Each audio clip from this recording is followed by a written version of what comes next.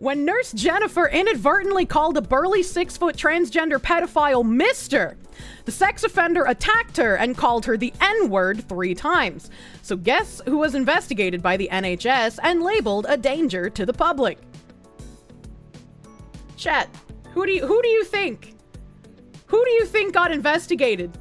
The transgender pedophile using the N-word, or a woman who called a transgender pedophile Mr.?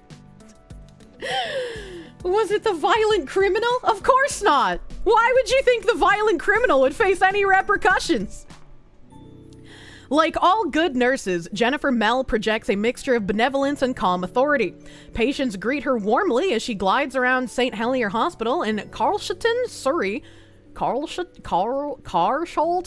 I don't know how to pronounce that weird British name. I just want to say Carlton. Dispensing smiles and soothing words. For as long as she can remember, nursing was her chosen profession. As a schoolgirl newly arrived from Uganda, she was told by her father that Britain was a place where she could fulfill her dreams. Taking nothing for granted. Man, they are really fucking flowery languaging this. Oh, it's Britain? Of course it's in Britain. Taking nothing for granted, she worked hard, gratefully seizing every opportunity.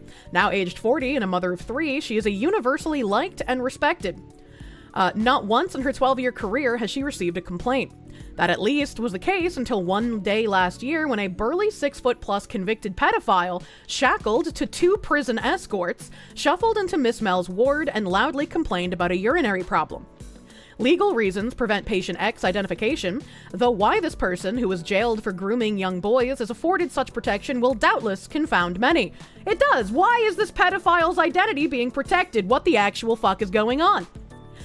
Not least because that night, in a fit of rage, patient X screamed racist abuse at Miss Mell, calling her the N-word 3 times. She says, "It was terrifying. I'd never been called that word before, and I thought I was going to be attacked." At one point, patient X lunged towards her, straining against the chains.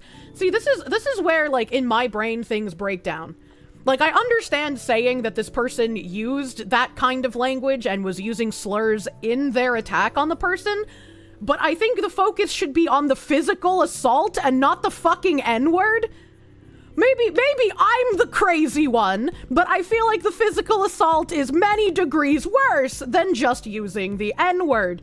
Again, yes, I understand they have to say it to establish that this person is actually fucking insane while he's attacking her, but, like, they seem more concerned about the language than the violence or even the prior pedophilia, which is something that we see all the time.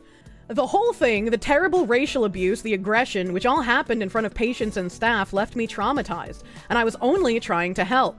It is what happened next, though, that truly beggars belief. One might imagine that on hearing that one of its black employees was on the receiving end of possibly the most insulting and inflammatory slur in the English language, the diversity-obsessed NHS would back her to the hilt. Instead, her bosses decided that she was in the wrong. The physical assault doesn't matter. It's all about the language, chat. It's all about the language, not the physical assault. In the eyes of Epsom and St. Helier University Hospitals Trust, the greater sin was that Miss Mell had referred to patient X, who was born male but now identifies as a woman, as Mr. and he during a phone call with a doctor. It was this which prompted patient X's aggressive outburst. Afterwards, Miss Mell was investigated and disciplined, and having been labeled a potential risk to the public, now fears losing her job. She wonders what happened to the England of fair play, of which her father once spoke. Well, see, dear woman, unfortunately, you are merely black, and just being a black woman does not grant you enough victim points to overtake an autogynephiliac male. So, because you don't have enough victim points, you actually just get treated equally like everyone else. Which means you're gonna face repercussions for being a normal human being, unfortunately. And it's like, again, I understand mentioning the slur to put together the entire picture of how, vile this person was during his assault of this nurse. But it's the overall focus on just the word and not the whole scenario of the assault that's, like, a little insane to me. Afterwards, Miss Mel was investigated and disciplined, having been I already read that, shall we? After being given a final warning by the trust, she received a letter from the Nursing and Midwifery Council last month saying it was investigating concerns about her fitness to practice because she referred to a patient in a manner inconsistent with their gender identity. England is not a real country, man. England is absolutely not a real country. Can you imagine being put in the position to be told that you are a potential risk to the public and you might lose your job because you referred to a mentally ill man as he on a call with a doctor? Because considering that this man is in shackles to guards, has violent tendencies, and is a pedophile, I'm gonna go out on a limb and say that this guy is probably lying about being transgender. This is just your run-of-the-mill autogynephiliac. And keep in mind, there's zero fucking chances the dude was the one who reported all of this. He probably didn't give a damn. Who knows? Who knows who reported it? Maybe it tells us. Yet it is one of the ironies of this case that patient X had exploited gender identity by posing as a teenage girl online to incite underage boys to perform sex acts. Kirsche just can't stop being right about these people. Miss Mel says, I was put at risk, but I'm being treated like a criminal. Sadly, if you put your head above the parapet and speak truthfully on these issues in the NHS, the risk is that you will be knocked down, punished severely, and demoted. The message to me during the investigation was that I should put up with extreme racism and deny biological reality and my deeply held Christian beliefs for the sake of inclusivity. I don't know how she's lived in England this long and not noticed that this was the case. Like, I don't understand how you work in nursing and you just completely don't notice all of the DEI messaging. Protection of a pedo, what a country. Culture wars excesses abound, and to some extent we have grown inured to them. But Miss Mel's experience, say campaigners, is on a whole new disturbing level. Last night there were demands for urgent government intervention. In an unprecedented legal action, meanwhile, Miss Mel is suing the hospital trust for harassment, discrimination, and human rights breaches. It is, of course, a case in which the NHS once again risks being accused of sacrificing common sense on the altar of gender ideology, and follows that of 8 nurses from Darlington who took their trust to court after being forced to share a changing room with a biological man who identifies as a woman. There's also an ongoing case of the nurse suspended after complaining about a trans medic using her female changing room. Sandy Peggy, that's a name. Sandy Peggy was put under a disciplinary investigation for a year by bosses at Victoria Hospital in Kirkcaldy, Fife, after she objected to sharing the facility with Dr. Beth Upton. No doubt other battles lie ahead, with so many contradictory voices fighting to be heard. It is easy to see why many find the transgender debate difficult to navigate. Even judges were issued with official advice last month.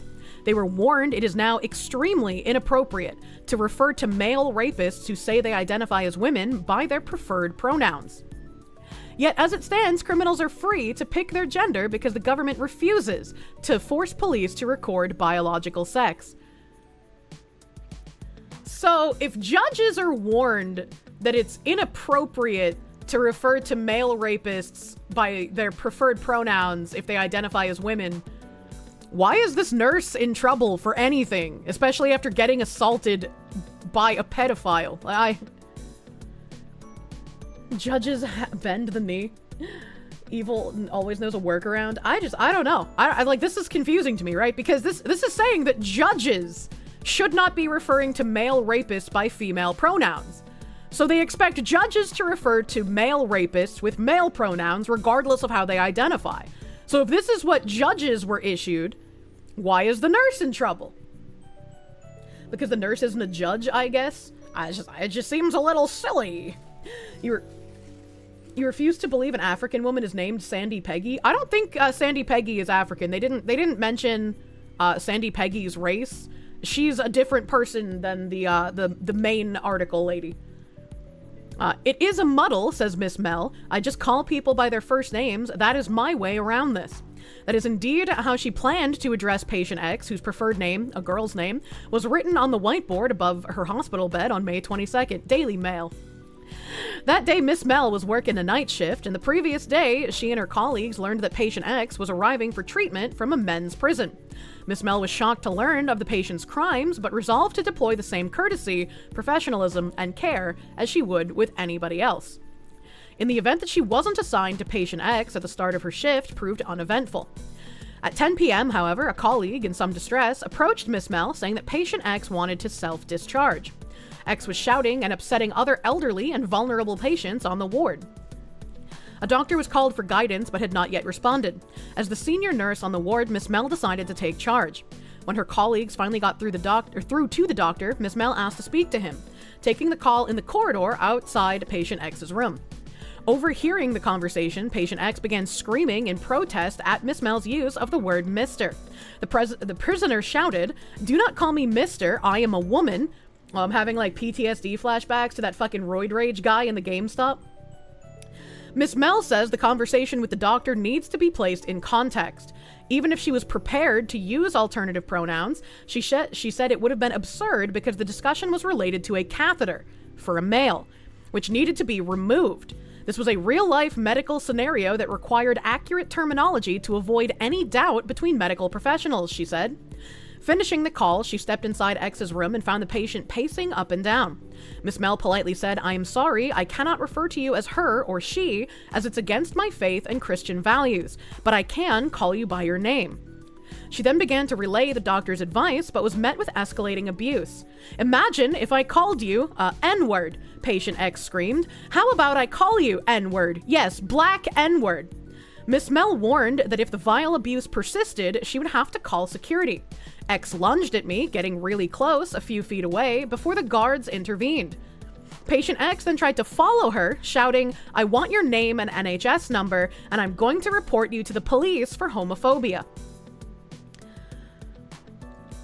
This autogynephiliac male, in a fit of testosterone-fueled rage, decided to compare being called a male to being called the N-word.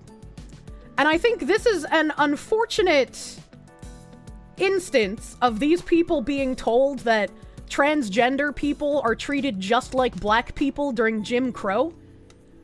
Because if somebody tries to compare, like, transgender issues in current year to literal slavery, you know that they're not really working on many brain cells, right? Not that Jim Crow was slavery, but it was the post-slavery era, right? Where racism was still pretty frequent. We had segregation, etc., etc.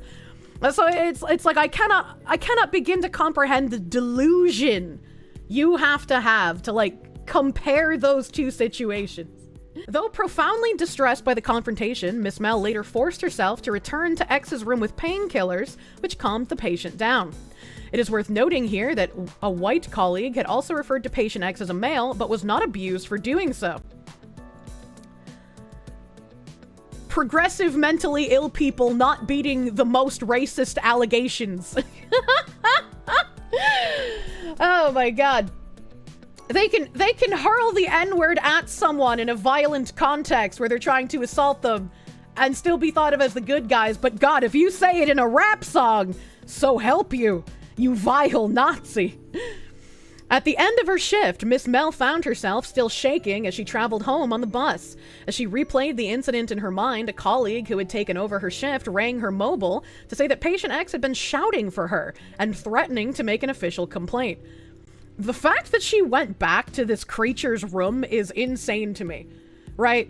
Like, having been lunged at, having been attacked, having been called slurs as the entire thing unfolded, and then also being threatened with being reported and possibly losing her job, I would not have been able to go back into that room. I would have been incredibly fucking angry at the entire situation. I would have been like, this person assaulted me. This person wants me to lose my job. I'm not going to go back in there. So this woman has more fortitude than I. Yeah, she's trying to be professional. Like, bless her for it, but like, I would not. The Hippocratic Oath. I'd be like, someone else is gonna have to go in there and give him those painkillers, because like, I'm not fucking doing it. Bro, you jump at me, I'm swinging, man. I mean, in the UK, they'd probably say it's all your fault. The chick has balls of steel. On her next shift, Miss Mel was taken aside by a ward manager and asked to make a statement. She explained she was still feeling traumatized, but the manager insisted that she still had to respect equality and diversity. I know this giant roid rage man who's also a pedophile who was brought in here in shackles just tried to assault you, but you have to respect equality and diversity. It's literally a fucking cult, chat. Miss Mel said that she had no issues with people's sexuality, but asked where the respect was for her Christian beliefs, and said that she could not deny biological reality. Lady, you live in the Muslim caliphate of the United Kingdom. Nobody gives a shit about your Christian beliefs.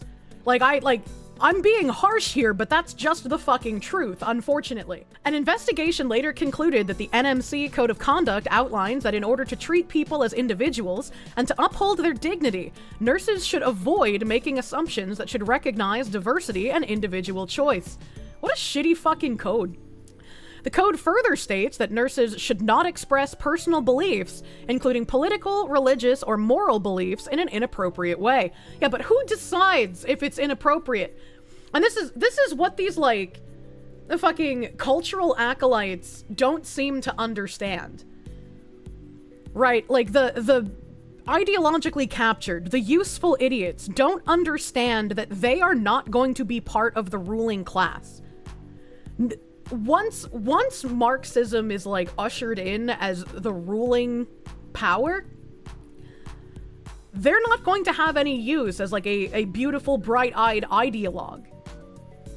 They are also going to have things clamped down on them. They are also going to have some of their beliefs called inappropriate. They might be able to wield the stick now, but those above them who are maliciously lying about these things and know they're lying because they want power are wielding a larger stick and will absolutely use it once the useful idiots help usher in the change.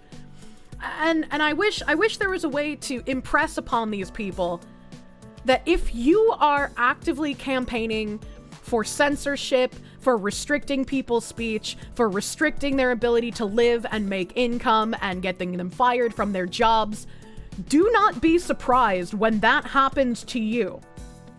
You live by the sword, you die by the sword. There's no right side of history. Some of them know and are just trying to enjoy the short-term benefits. It's really stupid. It's really stupid, man. Me sowing versus me reaping. Therefore, although Miss Mel felt unable to identify patient X using the preferred pronouns due to her religion, it could be perceived that Miss Mel's actions could be seen as a potential breach of the code. She was accused of not respecting the patient's preferred identity and told her actions and behavior had fallen short of the trust's value of respect. What about the value of respect that some guy was very clearly being abusively racist and attacking her? Right, like, when I say context matters when you use slurs, this is where the context matters. He's not using it as a joke. He's not using it in a song. He's not using it in, like, a friendly manner talking to his buddies. He's calling her a racist term while physically attacking her. Where is the value of respect for this woman? Right, like, that doesn't make any sense. Summoned to a disciplinary hearing in October, Miss Mel was given a final written warning and referred to the NMC. After the incident, she was denied overtime, which has affected her financially. With her career, livelihood, and reputation now at serious risk, she said she was faced with no alternative but to file a legal claim. She says that the NHS has unlawfully interfered with her rights under the European Convention on Human Rights to Freedom of Thought, Conscience, and Religion. Miss Mel, who says she's never previously had any issues with transgender patients, says, "I am devastated by how I've been treated and believe I'm being institutionally abused, harassed, bullied, and racially discriminated against. Ever since I have expressed my Christian beliefs under extreme pressure, I've been a marked woman." And I agree. This is one of the few times I would say, yeah, this is institutional abuse. Because they are putting a pedophile's mentally ill fetish above this woman being able to work her job. We live in fucking mad world, we do. I do not feel supported following the racial abuse and threat of physical violence I received from the patient. I remain professional throughout and always treat each and every individual with dignity and respect. My conduct throughout this incident and during my career has been fully compliant with the code.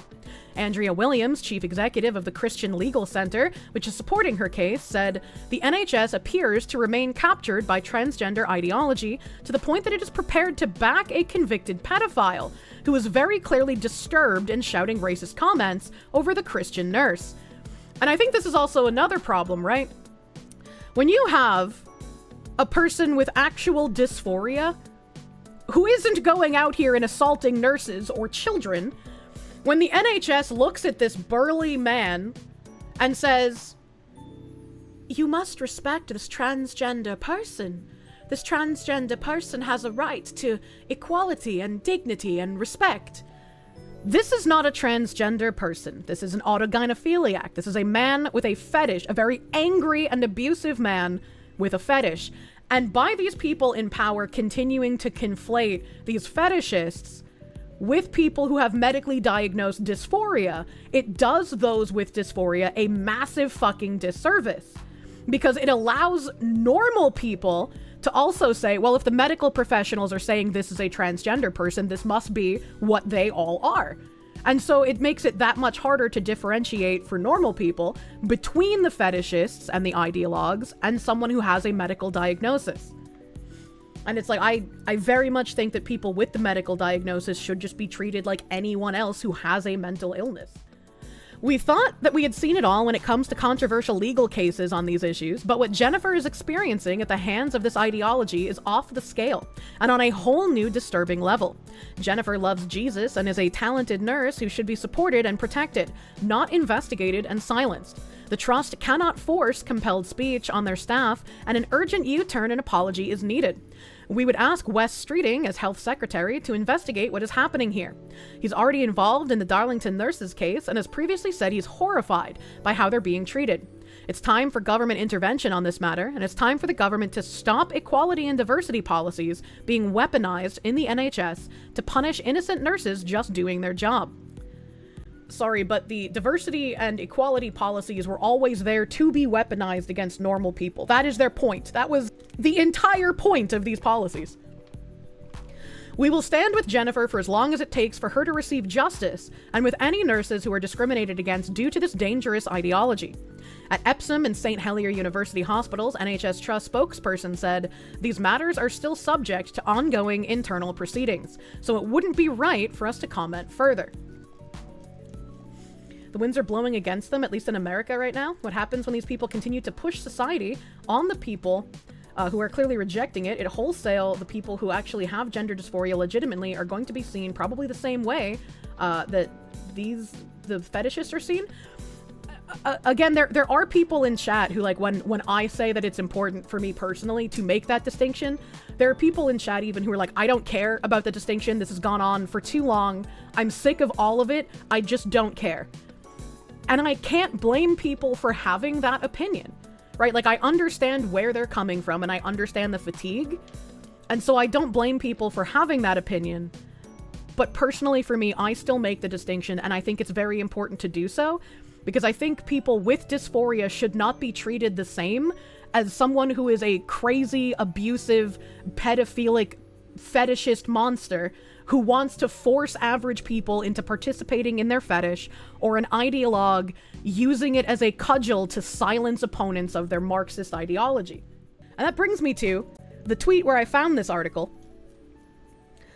This is Pagliacci the Hated.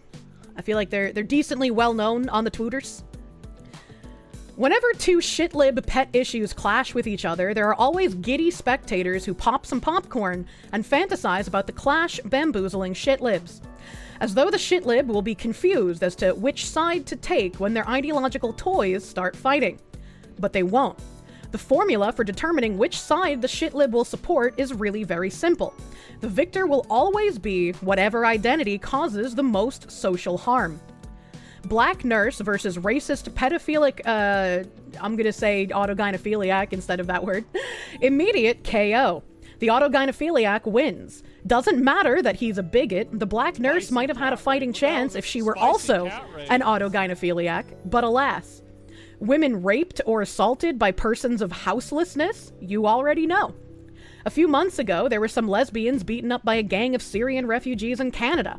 Guess who won that id poll showdown? The Syrians, with ease. The shitlib hierarchy is not purely based on identity, it is based on the net social harm caused by that identity. This logic works even if the calculation is more complex. Take an immigrant hijabi esthetician who is religiously prohibited from touching the body of a man, and a racist white autogynephiliac targets her shop and demands she wax his ball hairs. This is oh god, that man in Canada. I don't remember his name. I don't remember the man in Canada's name, but he brought Yenev, yes. Jonathan Yenev, thank you, chat.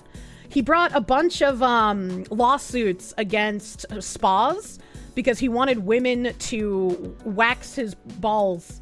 And a lot of clinics like that will not have women working on men and vice versa.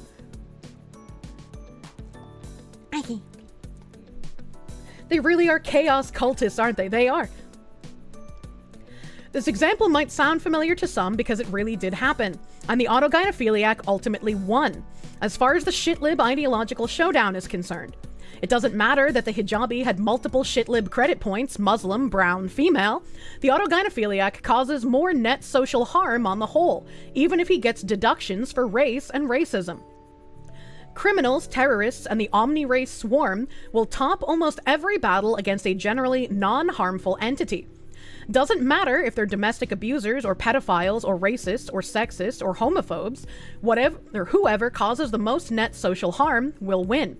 Hence why we frequently see truly bizarre outcomes we think would be contradictory to the shitlib ideology, but are allowed to thrive without issue, like libfems defending rapists or bread tubers being misogynist or racist.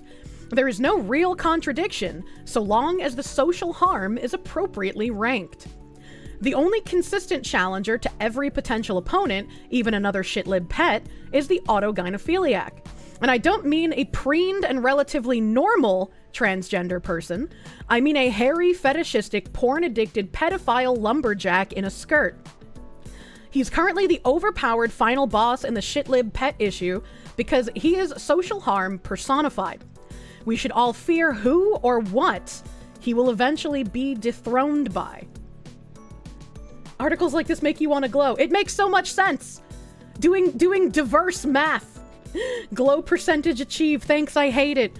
And so this is a very good post that makes a lot of fucking sense, and I definitely agree with it. But where it breaks down is where someone says, "I'm becoming convinced you cannot fight communism peacefully." And Pagliacci responded, "This has not a single ounce of a thing to do with communism. If we lived under actual communism, we wouldn't be dealing with this shit." So, while I agree with Pagliacci's first part, disagree with the first part, I agree with the second part, because once the ideology is ushered in and the malicious liars who were using the useful idiots to get to the point that they're in power, they're not going to be using any of this identity politics bullshit because they don't care about it. It's just a way to demoralize normal people and make them stop fighting for the things that they should be fighting for. Right? So, this does have to do with communism, but I agree that once communism comes, we won't be dealing with any of this. And someone else responded, "It's the tactic used to bring something like communism to fruition," which is true.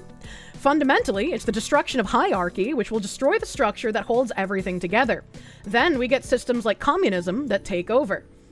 And Pagliacci responded, "Not really, no. That is PragerU conspiratorial gobbledygook. No actual communist movement has ever used degeneracy to come to power. Why would they?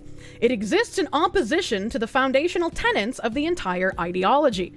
In almost every legitimate historical case, communists came to power through nationalistic unrest or other forms of legitimate civil unrest spawned from either oppressive slaughter and starvation, for example in Russia, or religious cultural national suppression by foreigners, such as in China and Burma.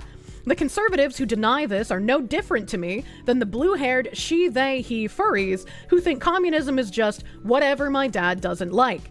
Complete incoherence. If anything, the wholesale association of degeneracy with communism, so as to make it completely unpalatable to a normal working-class person, is an anti-communist psyop that started with the CIA. Lamau. And it's really weird to see someone who otherwise talks very logically use the "it's not real communism, comrade" argument. Because it is, and almost all of these people will admit that they are Marxists, especially the ones who are orchestrating these things. Just because it is Marxism with a degenerate twist that would make Karl Marx roll over in his grave and kill himself again, doesn't mean that it's not actual communism. Pagliacci is referring to Marxism in the academic economic sense, not the cultural sense. Living Marxist economist professors like Richard Wolff don't include gender ideology or race tribalism in their writing. Well, yeah, because all of the nonsense trying to usher in the sociality aspects of it have nothing to do with the economy. It's going to have an effect on the economy for sure, but it's different from the whole working class thing. And also, if you look at communism throughout the ages, once it's ushered in, they've never actually done anything but oppress the working class. So, seizing the means of production is just a nice flowery language to convince people to go along with it. Has this guy read any Gramsci, any Western Marxists? They all endorse using identity politics to infiltrate rich countries? Yes. Yes, they do. And, maybe this is someone who doesn't see, feminism as a harmful ideology, but that was one of the groups of useful idiots used in the USSR. To the commies, trans people are just useful idiots. It's not even trans identity is a useful tool for them. And then the true believers who believe in this ideology are the useful idiots. And I guess the fetishists as well, even though they're more selfishly motivated rather than ideologically. I'm sure the fetishists don't give a shit who is protecting them as long as they're able to participate in their fetish in public. He's someone that closes his eyes to anything that would discredit his worldview. Good job falling for the bait and switch, just as we don't and shouldn't have pure capitalism, democracy or otherwise. There's never pure communism. No governmental system should be pure, they're supposed to be mixed. If China had less of a communist ruling body, I feel like they would be a much more powerful nation, because China is a capitalist economy run by a communist government. And if they weren't, hampered by decades of communist policy, they would be much more of an issue as an enemy country. If you guys think you hate AGPs, I'm that, but tenfold! Oh, I'm so sorry, Lulu dude. I'm sorry. Capitalism isn't a political system. Also fair. Capitalism is a commie word, by the way. We should bring back free market, which it is. Yeah, I've heard people mention how capitalism was basically coined by Karl Marx. I'm not sure about that. I'd have to actually look into that myself before I assert it as truth. Taxation is theft. Please stop taxing me. If China didn't have a communist government, there probably wouldn't be too much of an issue with them being the world power. Look at China in the past year. They're pushing yet punishing their capitalism. So I thought that was I thought this was an interesting follow-up, because again, Pagliacci nailed everything on the head in the first post. But then the whole not real communism kind of confused me. It's kind of strange. I was just I don't really understand. I get it, right? Past communist countries didn't really espouse degeneracy to the working class, and that seems to be what the main messaging push is in current year Marxists. But when did we have real capitalism? Weimar? That's fair. Weimar did. That's a fair point. They shouldn't have burned those books. The Spurgeon came out in the end. I was just really fucking confused reading that. I was like, I don't understand what's going on, man. I don't understand. I have this tweet from someone named Sidewalk Steve. I'm not sure who Sidewalk Steve is, but he has this out here. Oh, New Hampshire. On the streets and sidewalks of New Hampshire, fighting the indoctrination and medicalization of gender-confused children. Maybe I should support Mr. Sidewalk Steve. Based. Detransitioner Prisha Mosley's testimony to Montana legislators, SB 218, would hold physicians accountable for 25 years. That's a long-ass time. My name is Prisha Mosley. I was a teenager suffering from mental illness and distress when my doctors fraudulently twisted my pain into a gender dysphoria diagnosis and destroyed my health with chemicals and surgery. My doctors never cured me of my suffering, but instead compounded it with iatrogenic harm and medical abuse. For a long time, I believed my doctor's lies about being born in the wrong body, and I held on to the hope that I would transform into a man through their irreversible interventions. Instead, I just became a virilized and medically abused woman. Testosterone caused me to develop chronic pain and PCOS, insulin resistance, and other medical issues. Purposely causing hormonal imbalance in a teenager causes medical issues that require lifelong treatment. I will be seeking relief from the harm my doctors caused my body for the rest of my life. It has been 9 years since my breasts were removed, but only 9 months ago I gave birth and faced severe surgical complications. My milk came in, but due to the nature of my top surgery and the fact that my nipples were grafted and reattached, I was unable to breastfeed. Instead, my chest filled with hard, painful lumps and my scars ripped open. No milk came out. I couldn't feed my baby. I was in pain and alone. My surgeon never warned me that this could happen. This bill would allow detransitioners like me to sue our providers for defrauding us, taking away our body parts under the false pretense that humans can change sex. Transition is an impossible lie, and those of us who were tricked by so-called experts and then irrevocably harmed deserve a chance to hold them accountable. No doctor has the right to administer fraudulent treatments and pseudoscience on their patients. No patient who has their healthy endocrine system destroyed or who faces surgical mutilation when surgery wasn't even a medical necessity deserves to be unable to hold their doctors accountable. Thank you.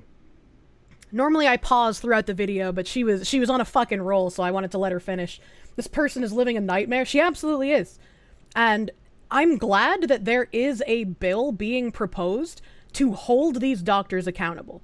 Because these doctors have been doing something incredibly dangerous to people. And I'm glad that they can be held accountable. I think they should be in every state. I think doctors who tried to make a living piggy bank out of these people should absolutely face repercussions. And again, I'm going to bring up Remelia as someone who was an avowed, like he was an out. He admitted he was a autogynephiliac. The media treated him as a transgender person because it fit their narrative, but he did not like transgender people. He was an autogynephiliac, and he went and he got bottom surgery, and it made him incredibly depressed. And he unfortunately ended his life, as autogynephiliacs do after surgery, because they no longer have the feelings that the fetish once gave them. And so these are people who are suffering from an illness who then get tricked by doctors into paying them massive amounts of money. And there have been unfortunate stories in news articles and on Reddit of people having complications after these surgeries and doctors basically ghosting them. They're just like, I can't do anything about this, so I'm just not going to answer your calls anymore. It's horrible. Dysphoric or not, the surgery should be illegal. I do not think the surgery is a helpful thing, and I'm glad that bills are starting to get introduced to hold the doctors accountable. A person who called 911 for deceased former U.S. Attorney Jessica Aber refused to perform CPR. The U.S. Attorney for the Eastern District of Virginia suffered from a long-term condition, revealed a source. How do I pause this? The person who called 911 for Jessica Aber, the 43-year-old former federal prosecutor who was found dead in her home in Virginia on Saturday morning, refused to perform CPR, it's been reported. That's kind of weird. First responders were called to Aber's home in Alexandria at 9:18 a.m. local time after receiving a report about an unresponsive woman. Officials are yet to announce a cause of death, but a family friend told Fox News Sunday that Aber suffered from a medical condition. Police believe the death was the result of a long-standing medical issue, the source said. According to a dispatch audio obtained by NBC News, the caller refused to administer CPR on the attorney. Any additional units for the cardiac arrest, 916 Beverly Drive, the dispatcher is heard saying. That'll be for a 46-year-old female found in bed unresponsive, not breathing. The caller has refused CPR. Aber was 43, not 46, as referenced in the call, and officials have not established the caller's identity. Chief Medical Examiner's Office has confirmed that the autopsy has yet to be performed. So I guess in like 3 days, they haven't gotten any more information, which is a little weird, I guess. U.S. ex-attorney Jessica Aber investigated Russia and CIA leaker before death. Uh-oh, we got conspiracies already happening. Uh-oh. Jessica Aber didn't kill herself. Yeah, I was hoping we would have more information with this updated article from yesterday, but I guess fucking not. What if she was dead before the caller found her? I mean, that's entirely possible. But like, I don't know. I'd like to know why the caller refused CPR. Because it's like, all right, tinfoil with me here for a second, chat. If this article says that ex-US attorney Jessica Aber investigated Russia and CIA leaker before death, if she had consumed some sort of poison or had some sort of poison put in maybe her makeup and so it was on her lips, the person would not want to perform CPR. All right, this is heavy tinfoil. Heavy fucking tinfoil. This is just like very, very conspiratorial, all right? It's not based in reality. It's more likely, like someone in chat said, that she was probably already deceased for long enough that the CPR wouldn't have mattered. CPR nearly never approaches the lips, Kirsche. Don't you breathe into someone's mouth when you give CPR? Mouth-to-mouth is optional. CPR is the compression of the heart. Oh, I always thought you had to do both. I always thought you had to do both, the mouth and the chest pushings. If they suspected fentanyl, even touching enough of that shit can kill you. I mean, it's possible. I guess we're gonna have to wait more days for more information because there's still fucking nothing here besides she died and the caller didn't want to perform CPR. It was all a lie. The real reason USAID was in Africa. A former African Union ambassador to the US, Arikana Chihombori-Quao, they're using that open access sounding humanitarian to constantly destabilize governments. I didn't realize that this was just like quoting the video. I hate when people do this. I hate when people just put like the entirety of the video. Like 1 or 2 quotes is like fine to get a point across, but like we're gonna listen to it because I want people to hear it from like the actual person and not just my flappy gimme gams. And the real reason why USAID is in Africa. And not just USAID, but other NGOs. You look at DFID, which is the British equivalent, and many other smaller ones. Their sole purpose was to act as if what is this music? They're coming to rescue Africa. They are coming in claiming that they're introducing grassroots initiatives that are going to help the people. And so they use that as a way to go into the most remote parts of Africa. When you look at it on paper, it all looks really good. But they're actually wolf in sheep's clothing. They are using that open access sounding humanitarian to constantly destabilize governments. I can tell you right now, the majority of African leaders, and not just African leaders, but leaders in the developing world, are celebrating the exit of USAID. If you think about it, their sole purpose, for example, filling in the gaps in healthcare and education, where is the change? Show me one country that USAID was in and education improved. Show me what country where USAID was in and healthcare improved. The social services they're bringing, it's peanuts. The American taxpayer needs to know the billions of dollars that are being given to USAID, a fraction is making it to the people. Hold up. If the destabilization of Africa is being led by NGOs and China is the one actually bringing some stability to Africa by buying up swaths of land and farming Africa for its resources, then aren't the NGOs just keeping the place as pure chaos so China can farm undisturbed? I mean, kind of, in a way, right? China coming in and displacing the native populations. How about smooth criminal? So I thought that was like a little interesting thing. A little interesting thing. Finally, you know, more people will stop calling it a conspiracy theory, I suppose. This, Obama pretended to send USAID money to aid foreign countries, but was actually funneling it to the Cayman Islands to be used for rent-a-riots. This was a scandal during the Obama USAID. era. Now, we were running a number of rogue USAID operations in Cuba at the time. By the way, I have to say for the record, I'm no fan of the Cuban government. I'm not even weighing in on whether it's the right or wrong thing to do, in terms of regime change there, or, liberating people there from autocratic excess by that government. I'm simply showing the American people where your tax dollars are going and how these things are structured in order to systematically fool you and to fool Congress and to fool the White House. So, for example, this is, and I'll show a couple other things in a second here, but this is Zunzaneo. So if you just scroll for a second, we'll start with this, right? So it was an online social media, just scroll up 1 second, we'll start at the top here. It was an online social networking microblogging service created by USAID and marketed to Cuban users. This was a Twitter knockoff. See, the background of this is, why was USAID creating a Twitter knockoff? I think is like the first question I would ask. I had never heard of Zunzaneo, but this sounds like he's saying it's a Twitter knockoff. But you know how like China pushed TikTok in the US for propagandistic purposes? That sounds like what this would be, but created by the US instead of China. This is 2009, 2014, that period. The State Department and USAID were gangbusters gung-ho on the promise of Arab Spring-style social media revolutions to topple other governments. The Arab Spring was a Facebook revolution and a Twitter revolution.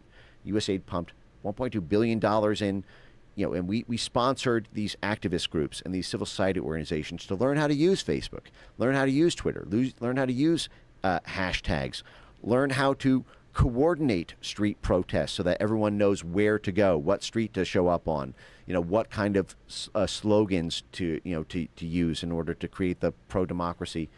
And again, this is something that a lot of people have been called conspiracy theorists for years about. They're just like, no, there's no glowies participating in the mostly peaceful protests in the U.S. It just seems weird that people like denied that this was happening. And it's like not even just in our own country, but very clearly, especially in like South America, fucking our intelligence agencies have been meddling for fucking ages, man. A predicate for it. But the problem was at the time, Cuba did not allow U.S. social media in. So they said, so they're not allowing Twitter in.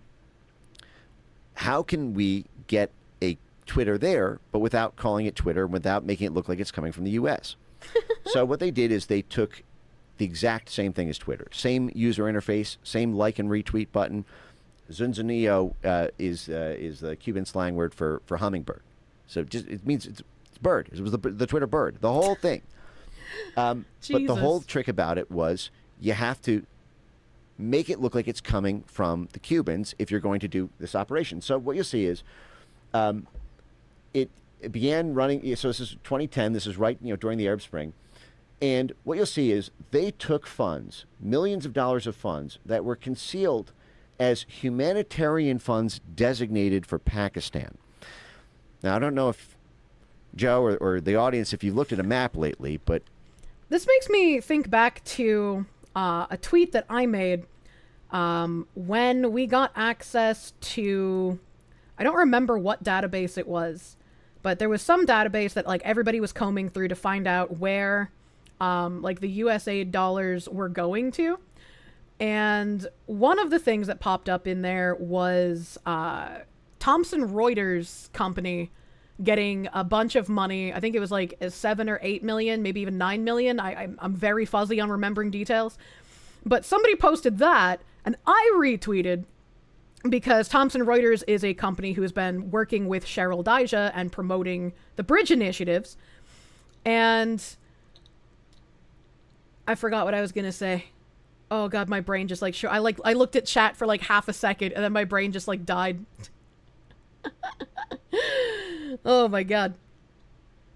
It all glows. Yeah. Oh, it was, Thomson Reuters was given that money to do like, oh God, how did they fucking phrase it? It was like some propaganda, like cultural thing. Like it was very like on the nose, but it had the word defense in it. So any of us that like tweeted that talking about how like this is really weird that they were getting paid for this kind of destabilization. And people were like, actually, it says that they were defending it. So it's not like they were pushing propaganda. They're defending us against the propaganda. And it's like, man, this like isn't even really that hard of subversive language to decipher. And if you can't even read between those lines, like there's no hope for you, man. There's no fucking hope. Pakistan is not exactly the next door neighbor of Cuba. Right? So, and this is the Wikipedia whitewashing, and we can get into the deeper layers of this, but contractors funded by USAID, I should note the main contractor was Creative Associates International, who's a frequent one. It's CAI, not CIA, I promise. What did he just say?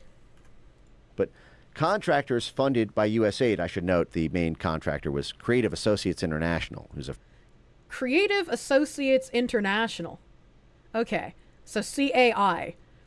I thought he said like CAA for a second.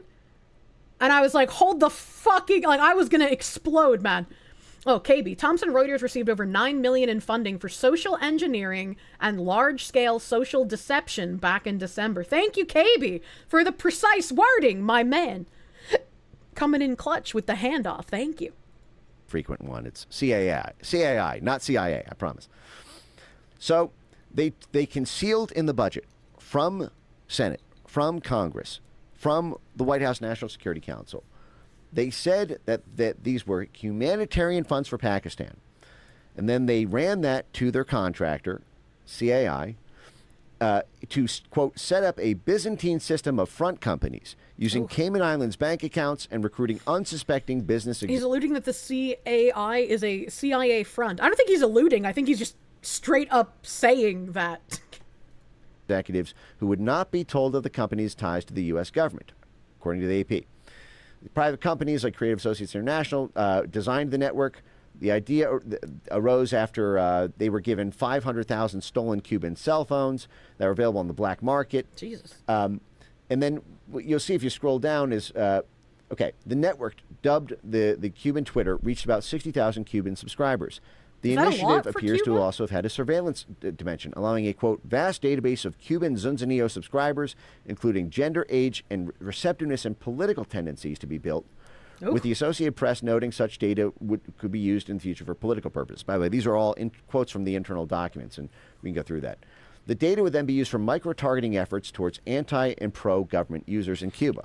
The developers aimed to, at first, use non-controversial content, such as sports and music, and hurricane updates, by the way. They used hurricane updates in the... And this goes into what I say with, like, just the tip of the propaganda. If you start accepting just the tip, they're going to measure how much more you're going to be willing to take and how much further they can push you into what they want you to start believing in. As like, I know it feels like it's fucking impossible to escape any of, like, quote-unquote, the message in current year. But I feel like, as much as it feels inescapable, you could always try your best. You could always try your best. And again, this is why I feel weird. I don't really want to buy too many games and spend money on people who hate me. I know you guys argue that, like, yeah, I'm showing it off to, you know, thousands of people who would otherwise not spend money on it. But, like, I don't know. It's a hard thing to fucking come to terms with in my brain, you know? Internal things, you know, basically a humanitarian front that if you sign up to this app, you'll know about natural disasters in the area. Meanwhile, what was the plan the whole time? Once they built up enough subscribers, they would begin to introduce political messages through social bots and encourage dissent in this astroturfing. There's a great Guardian write-up on this. If you go to Guardian Zunzanillo, so you can see how crazy. Just type in Zunzanillo Smart Mob Guardian. You'll see the internal files explicitly said we're going to lure them in with music, sports, and hurricane updates. You have to join. Twitter in Cuba if you want, to be relevant in the culture and see what's trending in sports and music. If you want to be safe in your homes, if you want to know where hurricanes are going, Twitter, Cuban Twitter is the fastest place to get this. It's humanitarian work for... It's humanitarian. We're giving them actual news. It's not propaganda. Hate watching is still watching. You look at it this way, you buy one copy to make them lose hundreds. Yeah, and like I think it's important that people do play the game and show just how bad things are in it, right? I think that's a good thing to be doing. I just, like, I don't know. My brain is unable to, like, square that up with how I feel about giving people who hate me money. It's FOMO to push propaganda. We're saving lives by doing this. But the whole point is, once they hit a critical mass, they would create rent-a riots. And they would use this the same way they used it in Egypt and Tunisia to topple those governments under the Obama administration. They would organize smart mobs, rent-a riots. And if you scroll down, there's some, this is a fantastic article, highly recommend. There's a lot more there, but okay. Stop. Considering the rent-a-riot kind of terminology, I'm wondering, and I've kind of floated this before, how, like, the Summer of Love was more a test bed for what people would tolerate and how much their violence would be able to get more people on their side who just want things to stop. Right, in sort of a different way that the propaganda was pushed than something like the Patriot Act. But the Patriot Act was pushed as, it's for your safety, it's for a good reason, this is fighting terrorism. Whereas using the violence, like in the Summer of Love, is like, if you want this kind of thing to stop, if you want things to be peaceful again, you must usher in these kinds of things that we want. You must capitulate to our demands. You want to be safe again, don't you? Right? A lot of the riots and protests are paid now. Wouldn't surprise me. You wonder what would have happened in Kyle Rittenhouse if he was convicted? I feel like them not getting that conviction was a massive blow to what they were trying to do. I am incredibly glad that he did not get convicted. You'd rather be free and in danger than safe and in a cage? Absolutely. Absolutely. Right there. Oh, scroll up a little bit. Okay. Documents show the U.S. government planned to build a subscriber base through non-controversial news content, news messages on soccer, music, and hurricane updates. This is in The Guardian. Later, when the network reached a critical mass, perhaps hundreds of thousands, operators would introduce political content aimed at inspiring Cubans to organize, quote, smart mobs, mass gatherings called at a moment's notice that might trigger a Cuban spring, or as one USA document put it, quote, renegotiate the balance of power between state and society. And, so one more thing, if you want to look up on this, you see how they conceal it. If you just type in USAID, Zunzaneo, and discrete, or discrete action, and you'll see how USAID, when this scandal popped off, everyone said, "What the hell? How did this happen?" This is classic CIA work. You're using Cayman Islands bank accounts. You're saying you're earmarking it for Pakistani aid. This has clear implications for U.S. statecraft if this gets busted. This is what this is why and we passed the instead of covert funding like what this was, I feel like the Summer of Love stuff was very overt funding. Politicians and celebrities were just coming out and being like, yes, we're going to help raise bail funds for people. We're going to get these criminals who burned down your city off scot-free because they did nothing wrong. All of you people who had your businesses burned down, well, that sucks, doesn't it? To do this. Plausible deniability. If something has diplomatic blowback and we don't want U.S. fingerprints on it, we need a formal intelligence agency because there's diplomatic blowback if U.S. fingerprints are revealed. Remember when we destabilized countries in Latin America, South America, and more? Isn't some new revelation? It shouldn't be a new revelation, but for some reason, a lot of people are unaware. I agree with that guy. Believe it's always been about money. As soon as communism was defeated, groups like the CIA needed a new reason to exist. I mean, it's possible. It's possible. Former diversity officer at USF resigns after comments on DEI laws. The university said it was disappointed and troubled by the administrator's words. And that makes me want to know what the fuck he said. What did he say? What could he have said that would have gotten him removed? A longtime University of South Florida administrator is no longer part of the university system after comments he made about diversity, equity, and inclusion surfaced online. Dr. Haywood Brown, who served as USF Health's Senior Associate Vice President for Academic and Faculty Affairs and Vice Dean of Faculty Affairs for the Morsani College of Medicine, resigned Tuesday after Fox News reported on the comments, which included statements targeting White House advisor Stephen Miller. Brown was previously the university's vice president for diversity, inclusion, and equal opportunity. A university spokesperson said after USF learned of the comments, Brown was placed on administrative leave to allow for a thorough review of the matter, but he chose to resign. In a one-line email, Brown wrote, "Retirement effective immediately."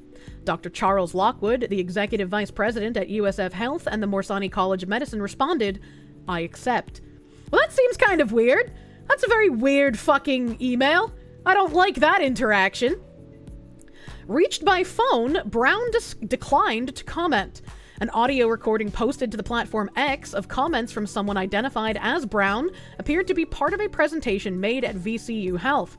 The post came from a group called Do No Harm, a medical advocacy group against gender-affirming care. Breaking an explosive audio, top USF health official Haywood Brown, MD, reveals how he is evading anti-DEI laws and teaches doctors how to evade them as well. We no longer have a person who's dedicated to diversity. We have a council that's dedicated to it. Isn't that slippery? Oh, it's just Bridge again! I love finding Bridge in the wild. This little slide here that he's talking over, I guess, says, Florida Council of Medical School Deans addressing diversity and workforce. Diversity Working Group, Haywood Brown and Madeline Joseph, co-chairs. Mission is to address population health and diverse workforce pathway programs to address diversity in applicant pool for healthcare providers. Working group name change, working on healthcare excellence. A Morsani College of Medicine Diversity Associate Dean for Cultural Enrichment rather than DEI. Faculty Council Task Force address diversity, including GME. Let me turn off my BGM again here. Dean and every representative of every medical school, public and private, in the state of Florida. Oh no, there's no fucking captions, chat. We're gonna have to listen hard. So we changed our name to Healthcare Excellence. Who could argue against that? How do you get healthcare excellence? You only get healthcare excellence if you have a workforce that can meet those needs. So my office... You only get healthcare access if you have a workforce that can meet those needs. Yes, a workforce that are qualified as doctors or nurses, not a workforce that has certain immutable characteristics. What does he mean by this? This changed its name, and we were able to do that to culture and enrichment, and we had it codified by our faculty council and a task force. And so the faculty council codified this, and as a result, this is now how we address our issues. Okay, so they had a diversity council that codified this new healthcare excellence nonsense. That means that's what they have to do. Healthcare excellence, not access. Oh, that's even more gross to say. I thought it was access at the beginning there, and then excellence over here at that sentence we just heard. Hi, can you treat my cancer? Yes, I'm black. And who can argue against culture and environment? That's true. That's why they changed the language. Who can argue against culture and environment? You're not some kind of bigot, are you? Trying to argue against culture? You know. But we no longer have a person who's dedicated to it. We have a council that's dedicated to it. Isn't that slippery? As long as it works, that's what we... That's true. As long as it works. The language doesn't matter. As long as you're dedicated to the work, chat. Cheryl Dijah taught us well. Brown, who was speaking at VCU Health Grand Round session, explained how his school's diversity personnel rebranded after the passage of anti-DEI laws. I eliminated my title. I didn't eliminate my job. That didn't change anything that I was doing already. I've learned how slippery you need to be when you're talking to legislators. Again, this is something we've known has been going on. I've called out multiple different colleges for merely changing the name of their diversity officers at the colleges. There was that one college in Texas who found out that somebody, I can't remember exactly who, was still going around the new mandates to push DEI, and instead of doing anything like firing this person, they simply moved them to a different department, which isn't going to solve the problem. Accreditation within an approved program. So basically, if you have a separate accreditation society like ACGME and so forth and so on, the nursing schools, you had to follow your accreditation standards, okay? access programs for military. You had the exception was always these programs. Pell Grants, veterans, first-generation college students, non-traditional students, whatever that means anymore. Non-traditional students, whatever that means anymore. He doesn't even know his own language anymore, man. You can't keep up with the subversion. 2+2 transfers from one of our junior colleges, and students from low-income families and students with unique abilities.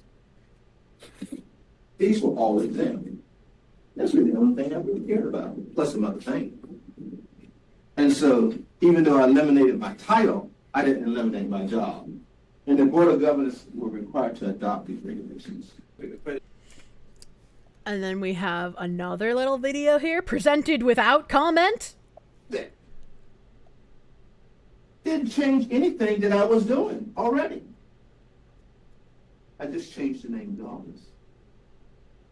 Okay? So what's the new office name? My new office is Culture and Environment. Got it. Okay? All right. And I've been warning about this for ages. Nobody listened to the Fox woman. Unlucky.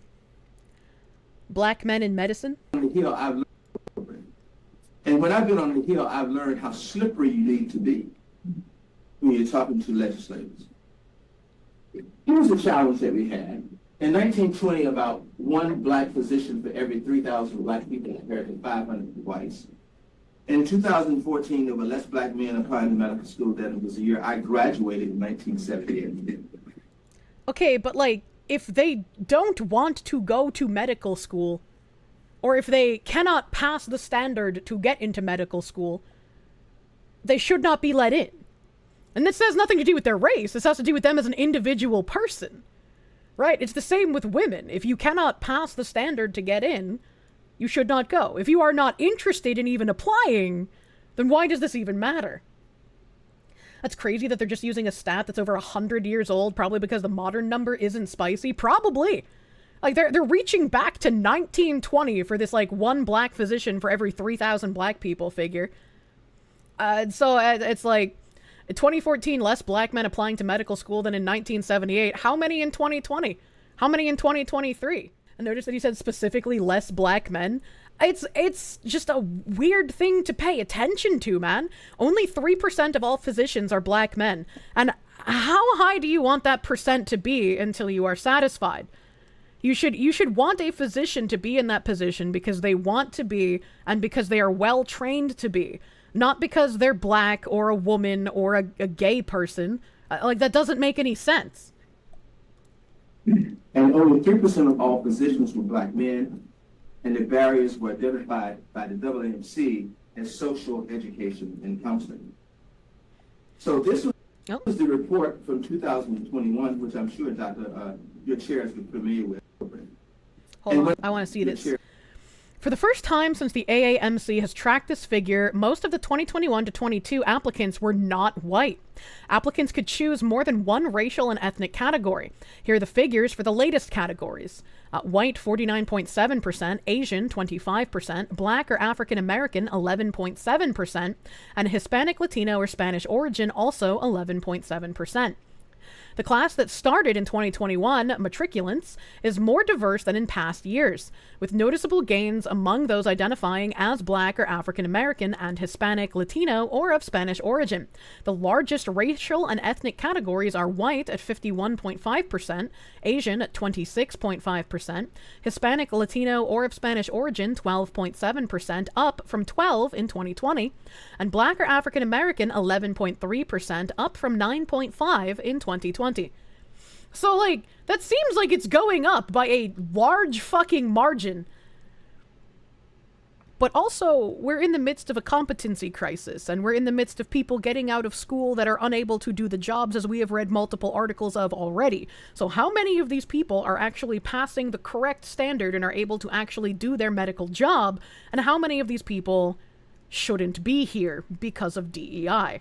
In another point at the presentation, mentioned that he was using a holistic approach to continue using diversity-focused admissions processes, despite the Supreme Court's ruling outlawing affirmative action. That's why reading the personal statement is so important, Brown said. The holistic approach was also something talked about in several interviews on the DEI After 5 channel, as well as mentioned in several articles we've read from the Bridge Smart Briefs. Being able to use a holistic approach to get around some of the Supreme Court's rulings has been one of the rallying cries for about a year now. Body were illiterate whites and illiterate blacks and children. So it was all integrated, but everybody learned how to read. He'd been taught to read, basically, and was very good at it. And so that's the key. So the ACGME reaffirmed its commitment to the requirements to focus on diversity through mission-driven and ongoing systemic efforts of recruitment and retention of diverse and inclusive workforce of residents, fellows, faculty, and other relevant members of the academic community. And that's still my job. That's still my job. The rationale for this is to hold true to the ACGME's mission to improve health and population health. Elimination of racial and ethnic health disparities is essential to improving health and society. Elimination of racial and ethnic health disparities is essential to improving health and society. How would you even go about doing something like that? Right? Like, isn't it, I guess as an example, African American males experience a higher rate of like diabetes and some heart condition at a higher rate than other races do. How would you work towards eliminating that kind of disparity? You know, a good way to increase the disparities, let underqualified people act as physicians for black people. Yeah, that's a good way to make things worse, unfortunately. Requirements do not require race-based affirmative action to achieve diversity, and the decision does not require programs to change their current selection process. We went through that this year, although we did a holistic approach to residents because... Isn't some of that genetic? It is genetic, which is why, again, like, their race matters for some of the, like, health conditions. Like the sickle cell and, like, the heart condition that I forget which one it is. Those are, like, not because lol fat, those are because genetics. About more marginalized white women being DEI hires than any other group of marginalized hires. But yeah, white women make amazing acolytes for pushing this kind of ideology. This is not and has never been about actually, like, doing anything for disparities. You know, look at anybody's pictures. This is why reading personal statement is so important. I remember sitting in my office, don't tell anybody this, but I'd be reading personal statements and I just what am I reading? This is so hard to understand without no, captions. Know that now. But the reality is, I read so many personal statements over the years, and then I said, well, this personal statement is not personal. Okay? All right. So anyway, that's another whole chapter. But also, if anyone interviewed with me, back in the day, I used to have a, what we called a, what did I call it this evening? The little forum that I would do with all the residents, all the applicants would come in, and I'd sit down and kind of peel. Like your room. Yeah. Kind of like your resident room. Yeah. We would just do like, I never interviewed anybody. I let them interview me. It's because everybody else was doing the interviewing. And so basically, I just had a little forum where they all sat around in the room, and I had a court gesture, one of the residents, when people would come going in and going out. And I sat there for 3 hours just basically talking to people. And they were talking to each other, and they learned about each other. And they said, well, aren't you going to interview us? I said, just do it. Mm-hmm. And I'd ask them things like, what is the last nonfiction book that you read? I'd ask crazy things, like, tell me about a patient who made you cry. You know? And God knows I've had a lot, for a lot of different reasons. And so, what was I after? Passion and compassion. Passion and compassion. I'm not saying do this now because people report you. Passion and compassion, and he's going to ask them crazy things. And the personal statements are one of the ways that you can use a holistic approach to make sure you're accepting the correct people. So it just sounds like he's trying to pick and choose based on ideological lines at this point, rather than whether someone can actually do the job.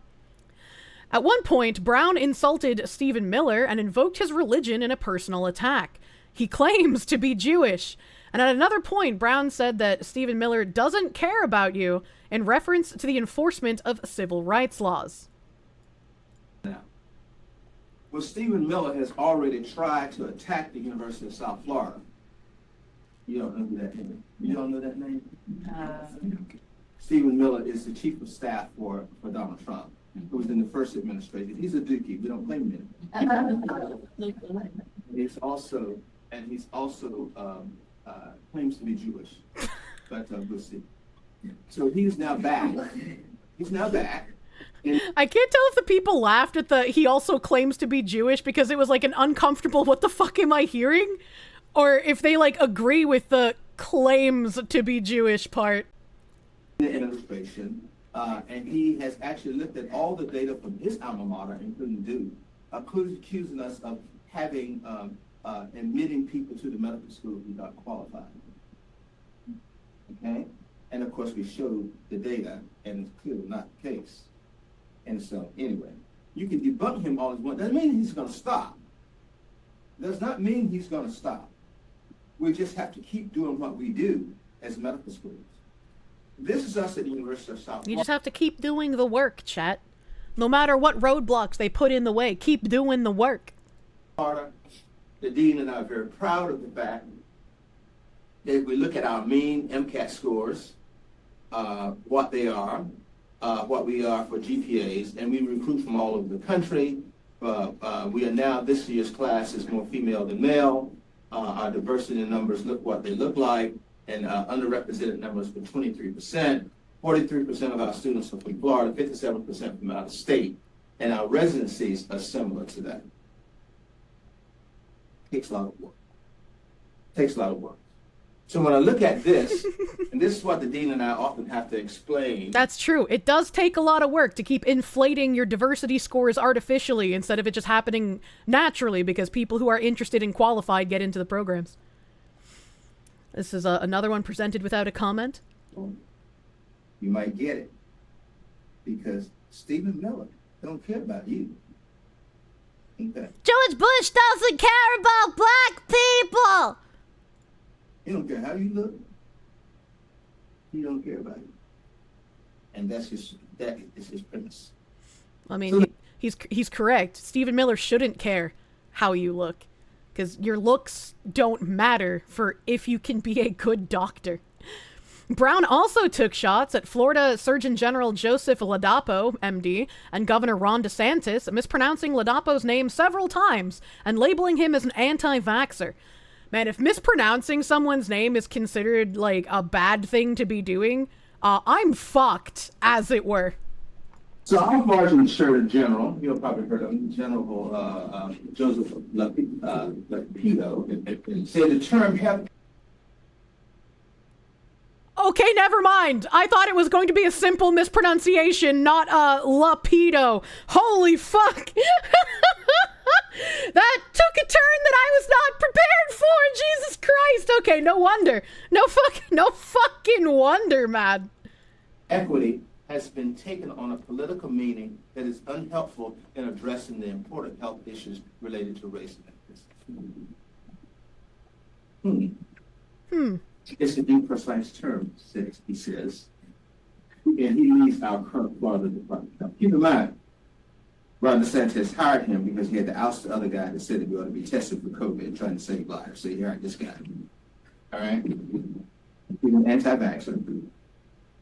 And so we invited him to the Florida Medical Association meeting. We would let him come. I bet he's calling him an anti-vaxxer because I don't know anything about Joseph Ladapo, but most people... Oh, Joseph Ladapo's also a black dude. Interesting. I bet he's calling him an anti-vaxxer because he was probably anti-COVID vaccine. Or maybe not even anti, just like We don't know what this is going to do effects-wise quite yet, because that seemed to have been a very popular thing to just call anyone who was even questioning the COVID vaccine an anti-vaxxer. Pure blood stay winning. Hell yeah, no vax gang gang. I'm a pure blood, baby. You heard it here first. Diseases are racist. I'm like, I agree, right? In this first thing that he read off, Joseph Ladapo said that health equity has taken on a political meaning that's unhelpful in addressing important health issues related to race or ethnicity. And when they talk about health equity, they're not talking about how certain, races have higher instances of different diseases, or as somebody mentioned earlier, like a specific kidney disease that doesn't happen in other people. They're not talking about that.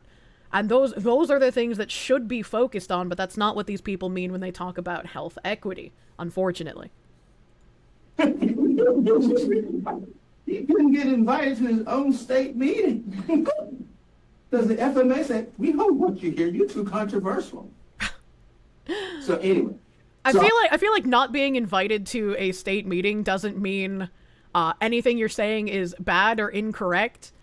Right, like I feel like we've read several articles about Boston trying to only invite certain people to meetings. Surveys have shown that. This one says, Brown has even made a bizarre reference to the big house when arguing that a more diverse workforce provides better health care. Surveys have shown that community health workers who lived in that community can better provide the resources than people from the big house. What does he mean by this? That community health workers who lived in that community can better provide the resources than people from the big house. The big house is a slave plantation reference? If I was as racist as Twitter freaks claim that I am, I would have known that already. You have to go to where people are and where they live. And that's all we're talking about with this. So with that in mind, do we not have a paradigm for what we need to do as providers of making sure that we have an equitable workforce, an inclusive workforce, to talk about our population, particularly when it comes to women's health? Surveys have shown that.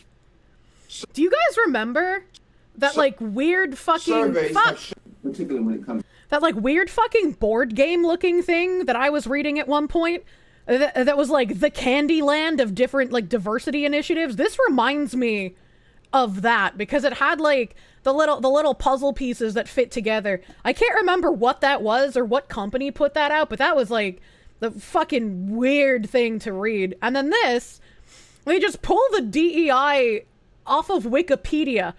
And apparently in current year, diversity is recognizing and accepting the differences between people, understanding that people are different in many ways, including race, gender, religion, and more gender, ethnicity, sexual orientation, disability, age, culture, class, religion, or opinion, and embracing and celebrating the differences between people.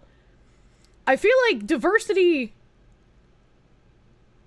is just when people who either think different things or are different in general are in the same area, right? I don't think it has anything to do with embracing or celebrating or accepting.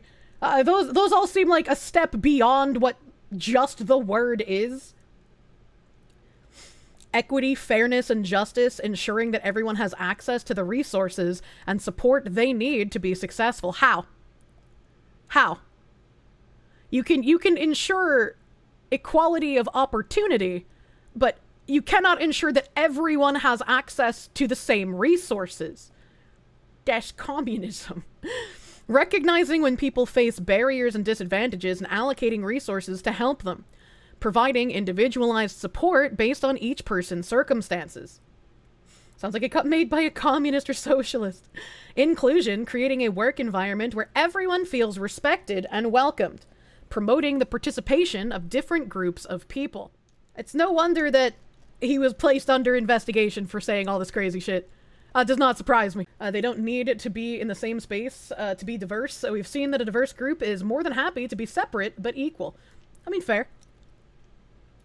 In the audio, the person identified as Brown can be heard saying that despite names and titles changing to comply with state laws, the work remained the same. Yeah, I've been talking about that for over a year. Imagine listening to anime women.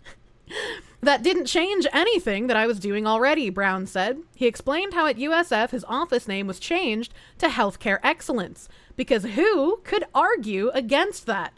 Which is the exact same thing I've said about feminism in the USSR, the exact same thing I've said about what Black Lives Matter is and why they chose that name, the exact same reason why they thought that it's okay to be white was an offensive white supremacist terminology, the same exact reason why people use words like inclusion and culture and diversity, because these are nice words that don't mean anything bad on a surface level, and they're easy to co-opt and get normal people to believe and go along with.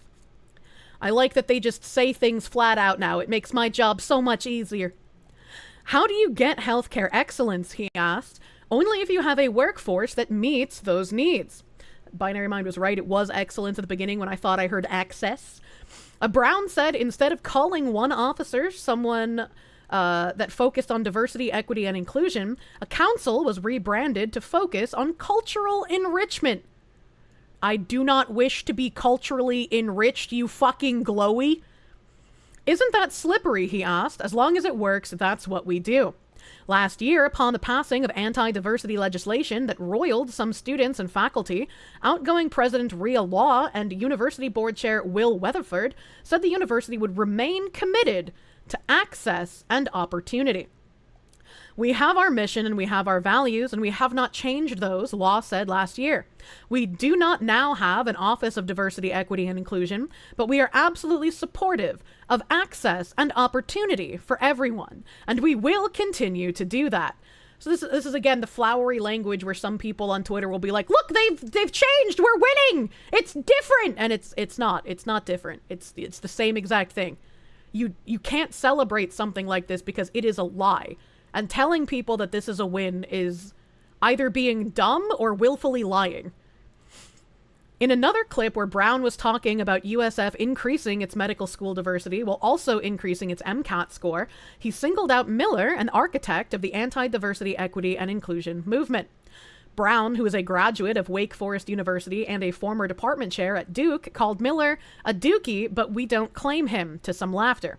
In the next breath, he added, he also claims to be Jewish, but we'll see. He also criticized Ron DeSantis for hiring Florida Surgeon General Joseph Ladapo. Who let him come? Brown asked.